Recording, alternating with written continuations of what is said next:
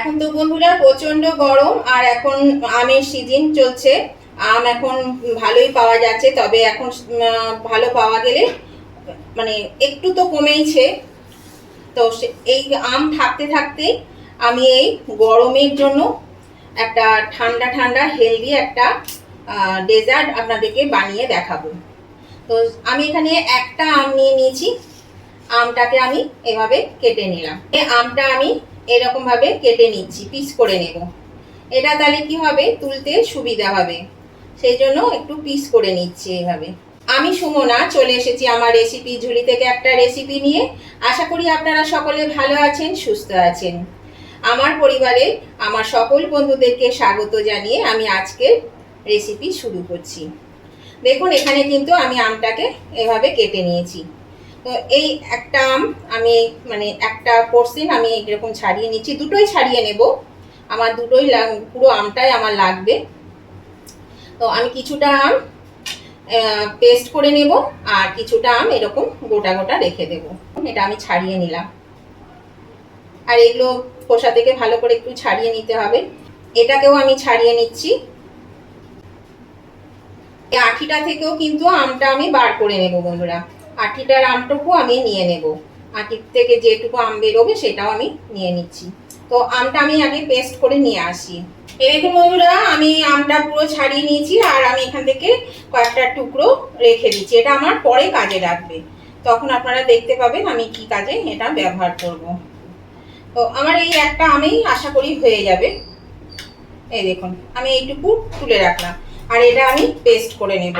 এই দেখুন বন্ধুরা, এখানে নিয়েছি আমি সাবুদানা, বড় সাইজের সাবুদানা। আমি সকালবেলাতে ভিজিয়ে দিয়েছিলাম নর্মাল জলে, ওই ঘন্টা আড়াই মতন ভিজে গেছে। তো দেখুন বেশ সুন্দর কিন্তু নরম হয়ে গেছে, দেখেছেন একদম নরম হয়ে গেছে।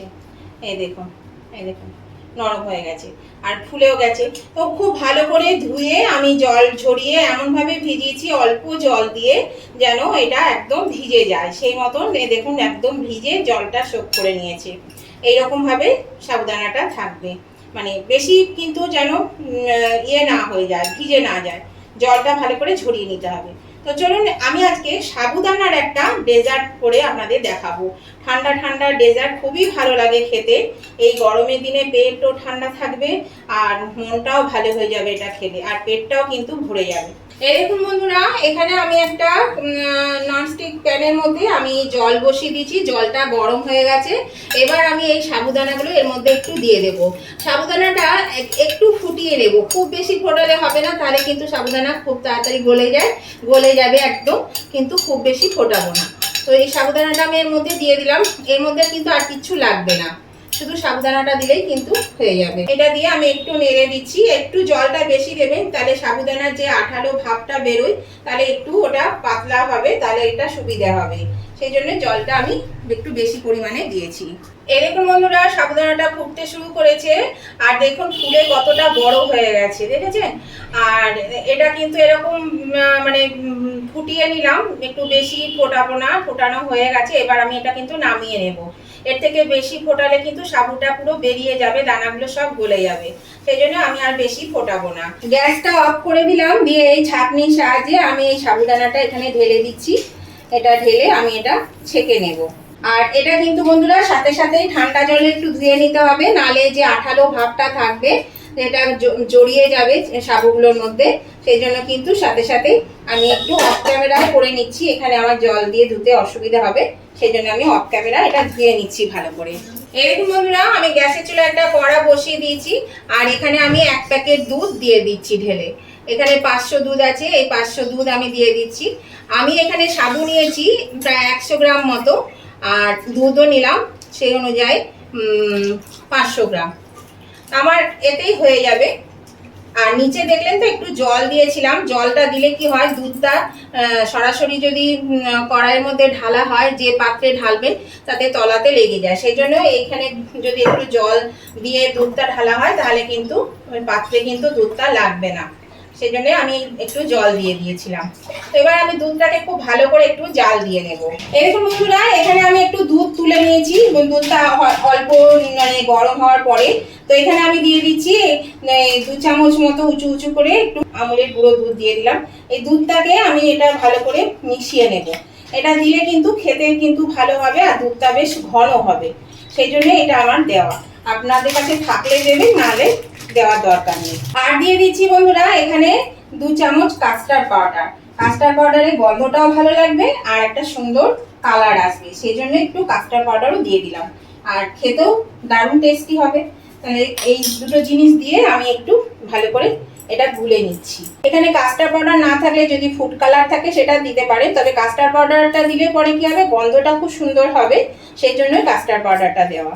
তো এটাকে খুব ভালো করে এবার গুলে নিতে হবে। এই দেখুন বন্ধুরা, এটা কিন্তু আমার দুধের সঙ্গে মেশানো হয়ে গেছে। আর আমি আমুল দুধ আর কাস্টার্ড পাউডার একই দুধের সঙ্গে মিশিয়েছি, কারণ এটা তো একই মধ্যেই যাবে, সেই জন্য একই সঙ্গে এটা আমি মিশিয়ে নিয়েছি। তো এটা মেশানো হয়ে গেল, এবার আমি চলে যাব রান্নায়। এরকম বন্ধুরা দুধটা কিন্তু বেশ ভালো ফুটে গেছে আর বেশ একটু ঘন হয়ে এসছে। এর মধ্যে আমি দিয়ে দিচ্ছি চিনি, একটু স্বাদ অনুযায়ী চিনি দিয়ে দিলাম। এর মধ্যে চিনিটা কিন্তু গরম দুধে দিয়েছি, মানে সাথে সাথে প্রায় গলে যাবে। এবার দেখুন এই যে আমি এই সাবুদানাটা আমি ভালো করে ঠান্ডা জলে ছেঁকে নিয়েছিলাম, এই দেখুন রয়েছে সাবুদানাটা। এটা আমি আস্তে আস্তে এর মধ্যে দিয়ে দেব, অল্প অল্প করে দেবো, তাহলে পরে নালে কিন্তু এমনিতেই জমাট বেঁধে যায়। দেখুন জমাট বেঁধেই গেছে। এইভাবে আস্তে আস্তে আমি দিয়ে দিচ্ছি, ভালো করে কিন্তু নেড়ে নিতে হবে দিয়েই সাথে সাথে। এর একটু সাবুদানাটা আমি দিয়ে দিয়েছি, এবার আমি সাবুদানাটা দিয়ে একটু ভালো করে এবার নেড়ে নেব। আঁচটা কিন্তু আমার মিডিয়ামে দেওয়া আছে, আঁচটাকে মিডিয়ামে দিয়ে ও কাজটা করতে হবে, তা নাহলে সাবুদানাগুলো কিন্তু একদম গলে যাবে। ভালো করে মিশিয়ে নিতে হবে আর 2 মিনিটের মধ্যে একটু ফুটিয়ে নেব ভালো করে। নতুন বন্ধু যারা আমার চ্যানেলে প্রথম এসেছেন তাদের কাছে আমার অনুরোধ, আমার চ্যানেলটা সাবস্ক্রাইব না করে থাকেন তাহলে অবশ্যই কিন্তু আমার চ্যানেলটা সাবস্ক্রাইব করে আমার পাশে থাকবেন আর পাশে থাকা বেলটা অবশ্যই ক্লিক করে দেবেন। তাহলে আমি যখনই আমার নতুন নতুন ভিডিও আপলোড করব সাথে সাথে নোটিফিকেশন আপনাদের মোবাইলে পৌঁছে যাবে আর সবার আগে আপনারা আমার ভিডিও দেখতে পাবেন। আর আমার উভয় বন্ধুদেরকে বলছি, ভিডিওটা যদি পছন্দ হয়ে থাকে, দেখতে দেখতে যদি এখনো লাইক দিতে ভুলে গিয়ে থাকেন বন্ধুরা, প্লিজ একটু লাইক বাটনটা প্রেস করে দেবেন। আপনাদের একটা লাইক আমাকে কিন্তু এগিয়ে নিয়ে যেতে অনেকটা সাহায্য করে। আর আজকের ভিডিওটা আপনাদের ভালো লাগলে, যদি খুব ভালো লেগে থাকে, তাহলে আপনাদের বন্ধু বান্ধব আত্মীয় স্বজন সকলের কাছে একটু পৌঁছে দেবেন। তার জন্য কি করতে হবে, প্রচুর পরিমাণে একটু শেয়ার করে দেবেন। আর কেমন লাগলো আজকের এই ভিডিওটা সেটা জানাতে কমেন্ট করতে কিন্তু একদম ভুলবেন না বন্ধুরা। অবশ্যই কমেন্ট করে জানাবেন যে আজকের ভিডিওটা আপনাদের কেমন লেগেছে। আপনাদের মিষ্টি মিষ্টি কমেন্টগুলো পড়তেও যেমন ভালো লাগে, তেমনি একটা কমেন্ট আমাকে পরবর্তী রেসিপি বানাতে অনেকটাই কিন্তু উৎসাহিত করে। দেখুন কথা বলতে বলতে কিন্তু দুধটা ফুটতে শুরু করেছে। আর দেখুন প্রত্যেকটি সাবুদানা কিন্তু আলাদা হয়ে গেছে, যেহেতু সাবুদানাটা ফোটানোর পরে মানে গরম জলে ফোটানোর পরে ধুয়ে নিলাম, সেজন্য দেখুন সাবুদানাগুলো কিন্তু বেশ আলাদা হয়ে গেছে। দুধের মধ্যে দেওয়ার পরেও কিন্তু একদম একটার সঙ্গে একটা গায়ে গায়ে লাগেনি। দেখুন এটা ফুটতে শুরু করেছে। আমি কিন্তু আর ফোটাবো না, এবার আমি আঁচটা একদম লোতে দিয়ে দিলাম, একবারে লোতে দিয়ে দিয়েছি। এবার আমি এখানে যে এই যে কাস্টার্ড আর আমুল দুধটা গুলে রাখলাম, এটা আমি দিয়ে দিচ্ছি এর মধ্যে। এটা দিয়েও আমি ভালো করে একটু নেড়ে নেব। আর কাস্টার্ড দেওয়ার আছে বলে কিন্তু এটা বেশ ঘন হয়ে যাবে। এটা কিন্তু এবার আমি গ্যাসটা 1 মিনিটের মতন এটা বাড়িয়ে ফুটিয়ে নিয়ে আমি অফ করে দিচ্ছি, তা না হলে কিন্তু এই দেখুন ফুটতে শুরু করেছে। এই দেখুন বেশ ঘন হয়ে গেছে, দেখেছেন। আর আমি গ্যাসটা অফ করে দিলাম। গ্যাসটা অফ করে দিয়ে এই যে গরম অবস্থাতেই এরকম বন্ধুরা আমি গ্যাসের চুলা থেকে নামিয়ে নিয়েছি। এবার এই যে আমটা আমি বাটলাম মানে পেস্ট করলাম, এই আমটা আমি এর মধ্যে দিয়ে দিচ্ছি।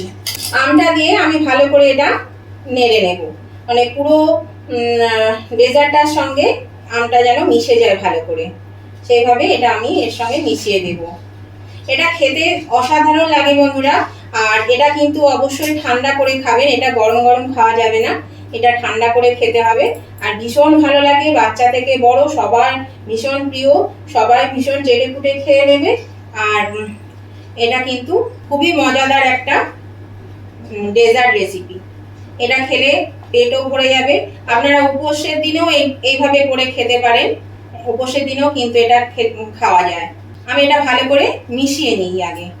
এই দেখুন বন্ধুরা, ডেজার্টটা আমি একটা পাত্রে ঢেলে নিলাম, কারণ কড়াইয়ের মধ্যে থাকলে পরে ওটা গরম হয়ে থাকবে, সেই জন্য এটা ঠান্ডা করতে হবে। এটা মোটামুটি বেশ একটু ঠান্ডা হয়ে গেছে। এর মধ্যে দিয়ে দিচ্ছি, এখানে আমি দেখুন, এখানে আমি আগের একটা রেসিপি বানিয়েছিলাম আমের জেলি করে, তো সেই জেলি ছিল আমার কিছুটা, সেটা আমি এর মধ্যে দিয়ে দিলাম। এটা কিন্তু সম্পূর্ণ অপশনাল বন্ধুরা, যেহেতু এটা আমার কাছে ছিল সেই জন্য আমি এটা দিলাম।